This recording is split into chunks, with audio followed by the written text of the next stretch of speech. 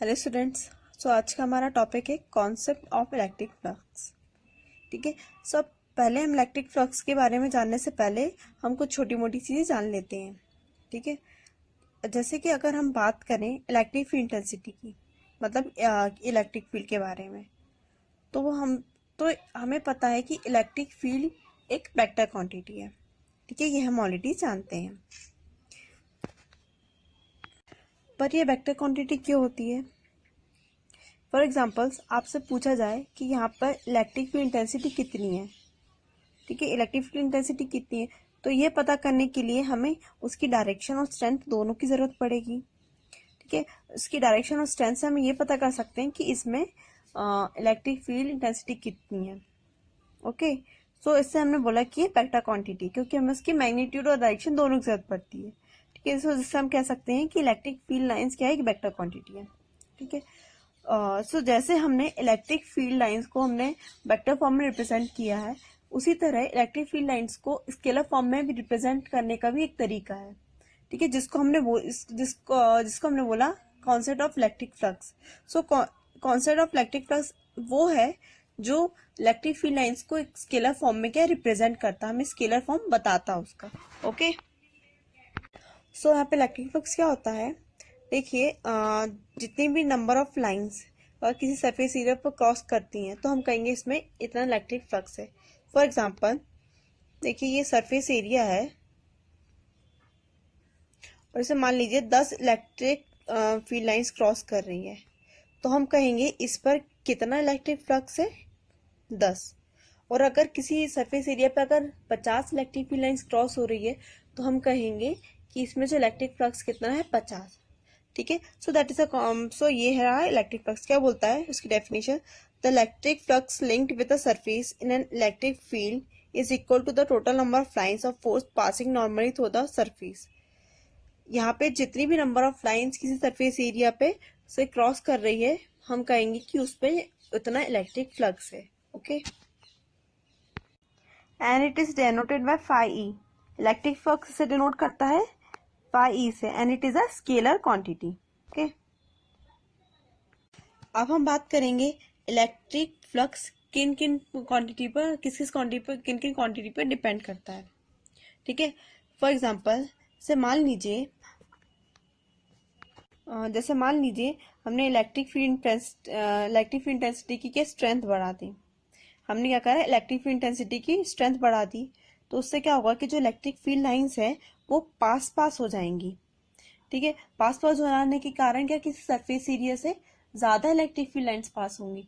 For example जैसे कि मान लीजिए पहले किसी सरफेस एरिया से इस एरिया से 50 इलेक्ट्रिक फील्ड लाइंस क्रॉस हो रही थी। ठीक है, तो हमने जैसे अगर इलेक्ट्रिक फील्ड इंटेंसिटी बढ़ा दी तो क्या इलेक्ट्रिक फील्ड लाइंस के पास पास हो गई, जिससे क्या पहले 50 हो रही थी, अब क्या 100 होने लगेंगी।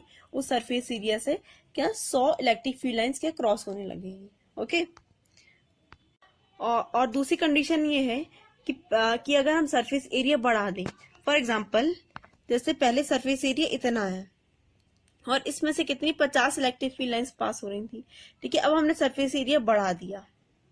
ओके, तो अब बढ़ा देने के कारण क्या, इलेक्ट्रिक फील्ड लाइंस ऑफकोर्स ज्यादा पहले के कंपेरिजन में क्या उधर से ज्यादा क्रॉस होंगी। ठीक है, पहले 50 हो रही थी, अब मान लीजिए 100 हो रही है।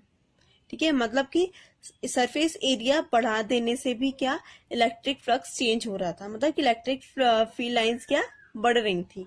ओके, और इलेक्ट्रिक फ्लक्स किससे बोल सकते हैं, इलेक्ट्रिक फ्लक्स भी क्या बढ़ रहा था। ओके, सो हम इसे ऐसा कह सकते हैं कि जो इलेक्ट्रिक फ्लक्स है वो इलेक्ट्रिक फील्ड लाइंस और सरफेस एरिया दोनों पर ही क्या डिपेंड करता है। सो क्या हो जाएगा, यहाँ पे जो इलेक्ट्रिक फ्लक्स है phi E is equal to E vector dot S. यहाँ पे जो इलेक्ट्रिक फ्लक्स है वो सरफेस एरिया और इलेक्ट्रिक फील्ड इंटेंसिटी दोनों पर ही क्या डिपेंड होता है। ठीक है, तो इस तरह हमें इलेक्ट्रिक फील्ड के मैग्नीट्यूड को बता रहे हैं। ठीक है, अगर हम इस फॉर्मूला को देखें तो क्या electric flux total number of electric field lines और सरफेस एरिया का प्रोडक्ट है। तो अब देखिए यहाँ पर जो इलेक्ट्रिक फ्लक्स क्या है, total number of electric field lines और सरफेस एरिया का प्रोडक्ट है। इससे आप इस फॉर्मूले को देख सकते हैं।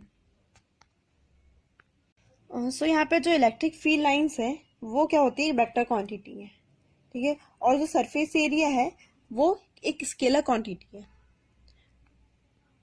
यहाँ पर जो इलेक्ट्रिक फील्ड लाइंस है वो वेक्टर क्वांटिटी है और सरफेस एरिया क्या है, स्केलर क्वांटिटी है, ठीक है। आप यहाँ पर हमें यहाँ पर जो सरफेस एरिया है उसको वेक्टर फॉर्म की तरह ट्रीट करना है। ये पर क्यों करना है ये अब हम समझ लेते हैं, ठीक है। फॉर एग्जाम्पल अगर आपसे पूछा जाए कि पानी कौन सी क्वांटिटी है, ठीक है, तो आप कहेंगे कि पानी की स्केलर क्वांटिटी है, क्योंकि पानी को हमने क्या बकेट में रखा हुआ है, तो उस कंडीशन में पानी क्या एक स्केलर क्वांटिटी है, ठीक है। पर जब उसी पानी को हम किसी डिफाइनेड डायरेक्शन में फ्लो कराएं तो उसकी इंफॉर्मेशन पता करने के लिए हमें उसकी डायरेक्शन और मैग्नीट्यूड दोनों के बारे में पता करना होगा, ठीक है। सो उस कंडीशन में वाटर एक वेक्टर क्वांटिटी की तरह ट्रीट करता है, ठीक है। सो जैसे एक कंडीशन में पानी स्केलर क्वांटिटी की तरह ट्रीट कर रहा है और दूसरी कंडीशन में वेक्टर क्वांटिटी की तरह ट्रीट कर रहा है, ठीक है। सो उसी तरह एरिया वेक्टर भी कुछ कंडीशन में वेक्टर क्वांटिटी की तरह ट्रीट करते हैं। सो वो कौन सी कंडीशन है अब हम ये समझ लेते हैं। फॉर एग्जाम्पल जैसे आप मान लीजिए ये इलेक्ट्रिक फील्ड लाइंस है, मान लीजिए 6 इलेक्ट्रिक फील्ड लाइंस है। हमने सरफेस एरिया ये सरफेस एरिया है, मतलब इस सरफेस एरिया से 6 इलेक्ट्रिक फील्ड लाइंस क्रॉस हो रही है, ठीक है।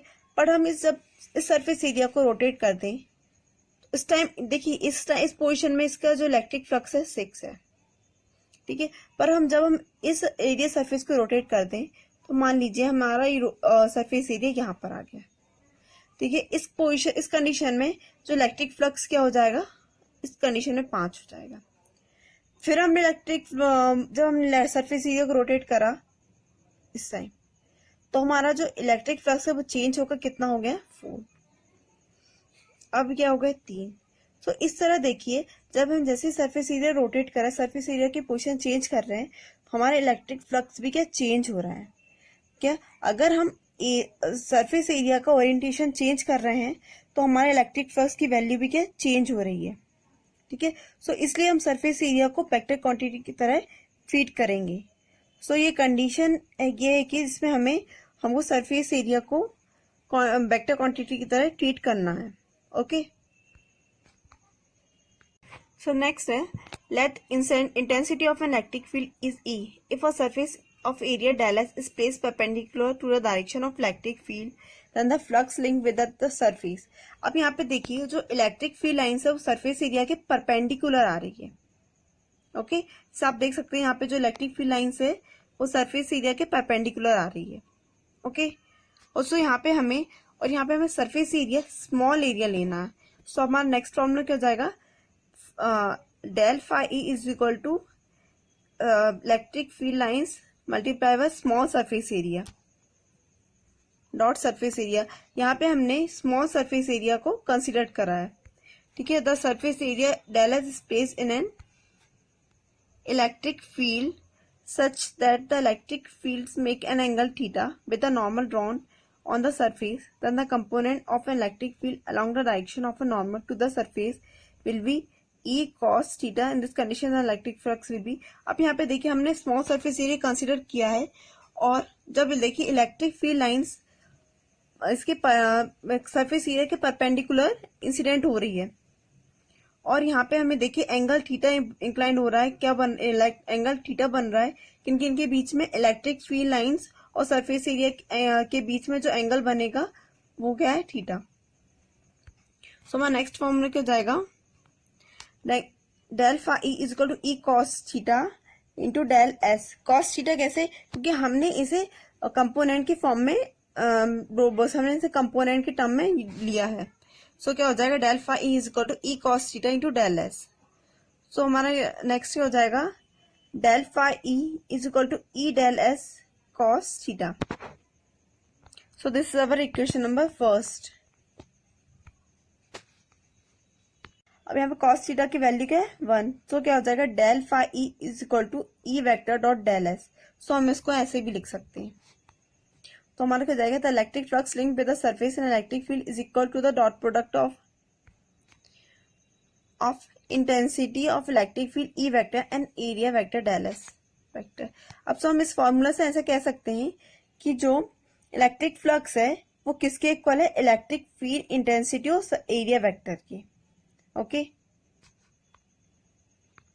सो हम कुछ स्पेशल केसेस कंसिडर करेंगे। अगर थीटा 90 डिग्री पर हो, सपोज आप देखिए ये इलेक्ट्रिक फील्ड लाइन्स है, जब हम इसके परपेंड 90 डिग्री पर इंसिडेंट कराएंगे तो आप देखिए पहले इलेक्ट्रिक फ्लक्स, आप देखिए यहाँ पे हमने सरफेस एरिया को रोटेट करा तो यहाँ पे हमें जो इलेक्ट्रिक फ्लक्स आ रहा है कितना, 3। अब यहाँ पे हमने जो चेंज रोटेट करा सरफेस एरिया को तो कितना आ रहा है हमें इलेक्ट्रिक फ्लक्स, 2। बट जब हम इलेक्ट्रिक फील्ड लाइंस को जब हम सरफेस एरिया को इलेक्ट्रिक फील्ड लाइंस पर लाई कराएंगे, स्टैंड कराएंगे, मतलब कि आप देख सकते हैं यहाँ पे अगर हमारा जो सरफेस एरिया अगर इलेक्ट्रिक फील्ड लाइंस पर हो तो उस कंडीशन में जो इलेक्ट्रिक फ्लक्स क्या हो जाएगा, 0। तो क्या हो जाएगा, डेल फाई ई। अगर तो फर्स्ट केस है if theta is equal to 90 degree.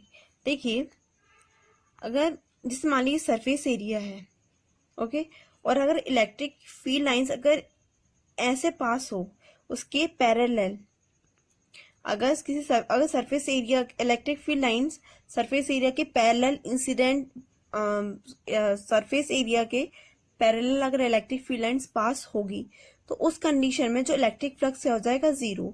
क्या हो जाएगा, del phi is equal to E del S cos 90 degree. हम जानते हैं मैथमेटिकली जो कॉस 90 डिग्री की वैल्यू क्या होती है, 0। सो क्या हो जाएगा, उस कंडीशन में जो इलेक्ट्रिक फ्लक्स क्या हो जाएगा, 0। अगर electric field line surface area के पैरेलल इंसिडेंट होगी तो उस टाइम इलेक्ट्रिक फ्लक्स भी क्या हो जाएगा, 0 हो जाएगा। ठीक है, अब नेक्स्ट है if theta is equal to 0 degree. इस कंडीशन में जो इलेक्ट्रिक फ्लक्स क्या हो जाएगा, मैक्सिमम रहेगा। कॉस हम जानते हैं मैथमेटिकली जो कॉस 0 की डिग्री क्या, कॉस 0 की वैल्यू क्या होती है, 1। सो उस कंडीशन में देखिए, इस कंडीशन में जो इलेक्ट्रिक फील्ड लाइंस है वो सरफेस एरिया के परपेंडिकुलर इंसिडेंट होंगी तो इस कंडीशन में जो इलेक्ट्रिक फ्लक्स रहेगा मैक्सिमम रहेगा। ठीक है, जो क्या आता है, if the surface is perpendicular to the field then the flux link with the surface will be maximum. इस कंडीशन में जो इलेक्ट्रिक फ्लक्स मैक्सिमम होगा अगर सरफेस एरिया के पैरेलल इंसिडेंट होगी इलेक्ट्रिक फील्ड लाइंस, तो पैरेलल पास होगी तो उस कंडीशन में इलेक्ट्रिक फ्लक्स क्या रहेगा, 0। ठीक है, अगर सरफेस एरिया के parallel perpendicular electric field lines पास होंगी तो उस कंडीशन में जो इलेक्ट्रिक फ्लक्स क्या रहेगा, maximum. So that is a concept of electric flux.